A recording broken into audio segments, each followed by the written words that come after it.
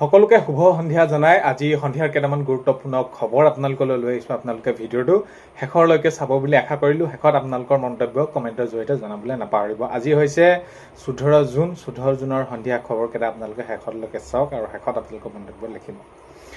প্ৰথমটো খবৰ যদি আমি চাওঁ, আমি কৃষি বিভাগত বহুত বেছি কাম কৰিব লগা আছে, এইদৰে মন্তব্য কৰিছে পীযুষ হাজৰিকা ডাঙৰীয়াই। মন্ত্ৰী পীযুষ হাজৰিকা ডাঙৰীয়াই কৈছে যে কৃষি বিভাগত কৃষিৰ যিসমূহ সা সুবিধা প্ৰকৃততে কৃষকসকলে সেইসমূহ সা সুবিধা পাইছে নাই পোৱা, বা কৃষকসকলক কিদৰে সা সুবিধা দি তেওঁলোকক আগন্তুক সময়ত যি তেওঁলোকে সেইখিনি কৃষি কাৰ্যৰ লগত জড়িত হৈ তেওঁলোকে যাতে নিজে স্বাৱলম্বী হয়, বা আমাৰ ৰাজ্যখনৰ বাবে তেওঁলোকে সেইখিনি তেওঁলোকৰ এই যি কৰ্মৰ যোগেদি তেওঁলোকে যাতে সেইখিনি আগবাঢ়ি যাব পাৰে, তো সেইখিনিক লৈ বহুত বেছি কাম কৰিব লগা আছে। আৰু আগন্তুক সময়ত সেই সকলোখিনি সুবিধা তেওঁলোকক শস্য দিয়াৰ পৰা আৰম্ভ কৰি সকলোখিনি তেওঁলোকক কৃষি কাৰ্যৰ লগত কি জড়িত হয়, প্ৰতিটো কৃষিৰ লগত কি কেনেদৰে সেইখিনি তেওঁলোকক দিব পাৰি, সকলোখিনি আমি কি কৰিব লাগিব, কাম কৰিব লগা আছে, আৰু এইখিনি আমি কাম কৰি যাম আগন্তুক সময়ত, পীযুষ হাজৰিকা ডাঙৰীয়াই এইদৰে মন্তব্য কৰা দেখা গৈছে। নেক্সট খবৰ যদি চাওঁ, 16 আগষ্টৰ পৰা মহানগৰীত পদপথৰ দোকানৰ জৰীপ চলিব। তো খিলঞ্জীয়াই থাকিব লাগিব, খিলঞ্জীয়াই পাব লাগিব, মুখ্যমন্ত্ৰী মহোদয়ে এইটো মন্তব্য কৰিছে যে এতিয়া আমি যদি গুৱাহাটীত চাওঁ তেনেহ'লে পদপথত বহুতো দোকান আছে, বহুতো দোকান তেনেদৰে আছে, আৰু তেওঁলোকে সেই দোকানৰ পৰাই তেওঁলোকে নিজৰ ঘৰখন বা কোনোবা তেওঁলোকৰ যদি ঘৰত সন্তান আছে তেওঁলোকে কি কৰিছে, পঢ়া শুনাৰ ক্ষেত্ৰতো তেওঁলোকে সেই যি দোকানৰ পৰাই তেওঁলোকে ঘৰখন চলি আছে। তো এতিয়া এই যদি এতিয়া 16 আগষ্টৰ পৰা সেইখিনি জৰীপ চলিব, তেওঁলোকে বিভিন্নজনে বিভিন্নভাৱে মন্তব্য আগবঢ়াইছে, আৰু মাননীয় মুখ্যমন্ত্ৰী মহোদয়ে কৈছে যে সম্পূৰ্ণ খিলঞ্জীয়াই পাব লাগিব ইয়াত অধিকাৰ, খিলঞ্জীয়াসকলৰ হৈ এইখিনি আমি কাম কৰিবলৈ লৈছোঁ। এতিয়া দেখা গৈছে এতিয়া এই যি 16 আগষ্টৰ পৰা যি মহানগৰীত পদপথৰ দোকানক জৰীপ চলাক লৈ এতিয়া বিভিন্নজনে তেওঁলোকে বিভিন্নভাৱে মন্তব্য আগবঢ়াইছে, কিন্তু মাননীয় মুখ্যমন্ত্ৰী মহোদয়ে এইটো কৈছে যে খিলঞ্জীয়াই পাব লাগিব এই ক্ষেত্ৰত সুবিধা। নেক্সট খবৰলৈ যদি চাওঁ, পাতৰ ভ্ৰমণ কৰিবলৈ যোৱা মহিলাক অপহৰণ। তো এই বিশ্বনাথ চাৰিআলিত এই এনেকুৱা ধৰণৰ এটা ঘটনা হৈ যায় আজি ৰাতিপুৱা, যে ৰাতিপুৱা যিহেতু সকলোৱে নিজৰ স্বাস্থ্যৰ যত্ন ল'বৰ বাবে সেইখিনি খোজকাঢ়িবলৈ যায়, আৰু খোজকাঢ়িবলৈ যাওঁতেই তো সেই যি বিশ্বনাথ চাৰিআলিৰ ওচৰৰ পৰা এই মহিলাক অপহৰণ কৰি লৈ যায়, অপহৰণৰ চেষ্টা কৰে, আৰু কিন্তু তেওঁৰ পাছত এই যি মহিলাগৰাকীক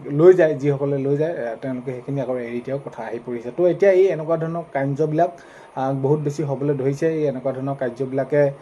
সঁচাকৈ আমি দেখি আহিছোঁ এতিয়া শেহতীয়াকৈ এই কেইদিনত বহুত বেছি এনেকুৱা ধৰণৰ খবৰবিলাক আহিবলৈ ধৰিছে।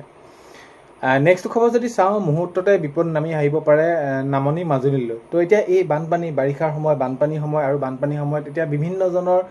বিভিন্ন সময়ত আমি যদি চাওঁ তেনেহ'লে মাজুলীতে হওক বা লখিমপুৰতে হওক, ধেমাজিতে হওক, এই বানপানী হওক, গৰাখহনীয়া হওক, এইবিলাকে বহুত বেছি অশান্তি কৰি থাকে বা ৰাইজৰ বহুতো ক্ষতিসাধন কৰে। আৰু এই ব্যৱস্থাৰ ওপৰত, বানপানীৰ ওপৰতে হওক বা গৰাখহনীয়াৰ ওপৰতে হওক, এইখিনিৰ ওপৰত ব্যৱস্থা গ্ৰহণ কৰাৰ কথা ইতিমধ্যে এইখিনি চৰকাৰে কৈছে, পদক্ষেপ ল'ম বুলি কৈছে। কিন্তু এতিয়া দেখা গ'ল যে এতিয়া আমি যদি চাওঁ তেনেহ'লে মুহূৰ্ততে বিপদ নামি আহিব পাৰে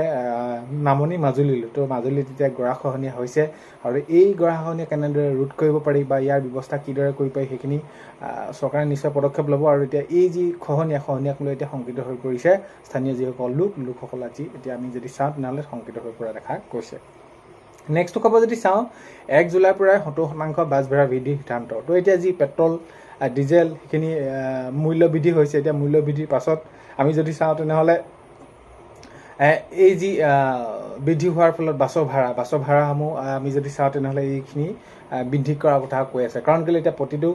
লিটাৰতে যদি তেনেদৰে বৃদ্ধি হয়,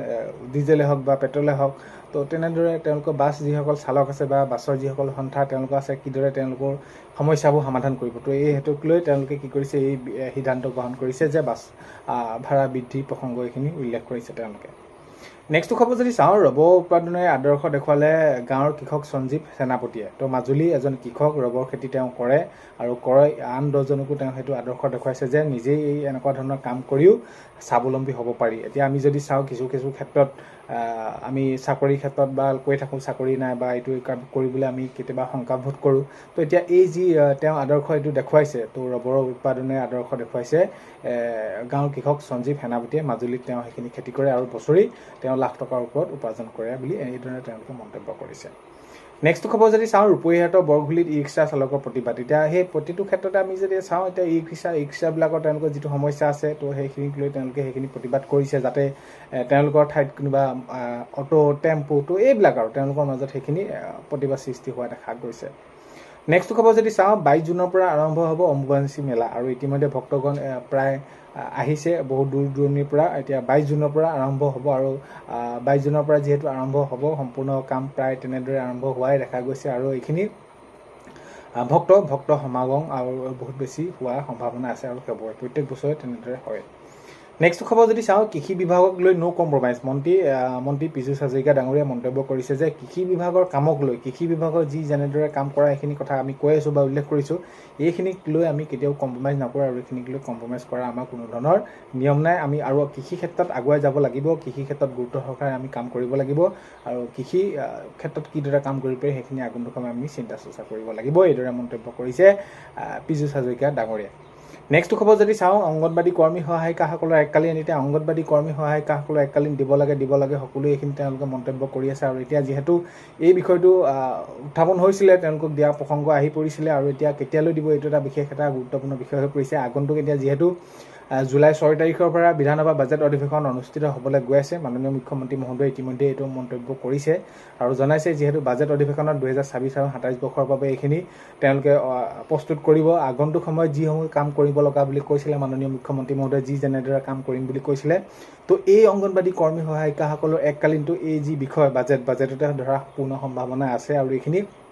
এইটো কাৰণে আছে যে মুখ্যমন্ত্ৰী মহোদয়ে এইখিনি বিষয়টো কৈছিলে যে আগন্তুক সময়ত এই বিষয়সমূহ আমি সোনকালে কৰিম বুলি তো দেখা যাওক কি কেনেদৰে হয় আগন্তুক সময়ত সকলোখিনি কথা গম পোৱা যাব মুঠৰ ওপৰত অংগনবাদী কৰ্মী সহায়িকাসকলৰ মাননি বৃদ্ধি হ'ব লাগে নেক্সট খবৰ যদি চাওঁ দুলীয়াজানত সংগঠনৰ 4 নেতাক গ্ৰেপ্তাৰ তো ধন দাবীক লৈ বা তেওঁলোকে যি এনেকুৱা ধৰণৰ কাৰ্য জড়িত হৈছিলে আৰু যি তেওঁলোকৰ সেইখিনি এতিয়া কাৰ্য কৰিলে সেই ওপৰত ভিত্তি কৰি এতিয়া দুলীয়াজানত সংগঠনৰ 4জন নেতাক গ্ৰেপ্তাৰ কৰা হৈছে আৰু 4জন পলাতক অৱস্থাত আছে এতিয়ালৈ আৰক্ষীয়ে 4জনক গ্ৰেপ্তাৰ কৰা দেখা গৈছে নেক্সট খবৰ যদি চাওঁ ডাষ্টবিনত উদ্ধাৰ হ'ল কিশোৰৰ মৃতদেহ মেৰাপানীত তো এতিয়া এই যি এনেকুৱা ধৰণৰ খবৰবিলাক বহুত বেছি হ'বলৈ ধৰিছে আৰু এতিয়া আমি কোন দিশে গৈ আছোঁ সেইটোৱে আমাৰ ক'বলৈ এটা লাজ লগা বিষয়ৰ দৰে হৈ পৰিছে আমি নিজকে যিহেতু মানৱ জীৱশ্ৰেষ্ঠ বুলি কওঁ আমি আৰু এই এনেকুৱা ধৰণৰ কাণ্ডবিলাক বহুত বেছি হ'বলৈ ধৰিছে ক'ৰবাত এনেকুৱা ধৰণৰ ঘটনা ক'ৰবাত চুৰি কাণ্ড কোনোবা ডকাইতি এনেকুৱা ধৰণৰ নেক্সট খবৰ যদি চাওঁ বিদ্যালয় প্ৰাদেশিকৰণক লৈ এতিয়া বহুতে সুধি আছিলে শিক্ষাগুৰুসকলে প্ৰাদেশিকৰণ প্ৰক্ৰিয়া কি হ'ব কি নহ'ব প্ৰাদেশিকৰণ প্ৰক্ৰিয়াক লৈ আপোনালোকক যদি মই এইখিনি জনাওঁ তেনেহ'লে বিদ্যালয় প্ৰাদেশিকৰণ কৰাৰ ক্ষেত্ৰক লৈ আগন্তুক সময়ত বাজেটত সেইখিনি সিদ্ধান্ত গ্ৰহণ কৰিব আৰু আগন্তুক বাজেটত সিদ্ধান্ত গ্ৰহণ কৰাৰ পাছতে এই প্ৰাদেশিকৰণ প্ৰক্ৰিয়া কেতিয়ালৈ কি কৰিব সেইখিনি আগন্তুক সময়ত গম পোৱা যাব তো এতিয়া যিহেতু 6 জুলাইৰ পৰা আৰম্ভ হ'ব সেইখিনি হোৱাৰ পাছতে সেইখিনি গম পোৱা যাব তো আজি 14 জুনৰ সন্ধিয়া খবৰ এইকেইটা আপোনালোকক জনালোঁ ভিডিঅ'টো আপোনালোকে শেষলৈকে চাই থকাৰ বাবে বহুতে বেছি ধন্যবাদ তো সেয়ে ভিডিঅ'টো নতুনকৈ যিসকল আহিছে আপোনালোকে চেনেলটো ছাবস্ক্ৰাইব কৰাৰ লগতে কাষতে থকা বেল আইকনটো প্ৰেছ কৰি অল কৰি থ'ব যাতে নতুন এটা ভিডিঅ' দিয়াৰ লগে লগে আপোনালোকে আগতীয়াকৈ চাবলৈ পায় আজিলৈ ইমানেই অন্য এটা ভিডিঅ' এটা লগ পোৱাৰ আশাৰে পায়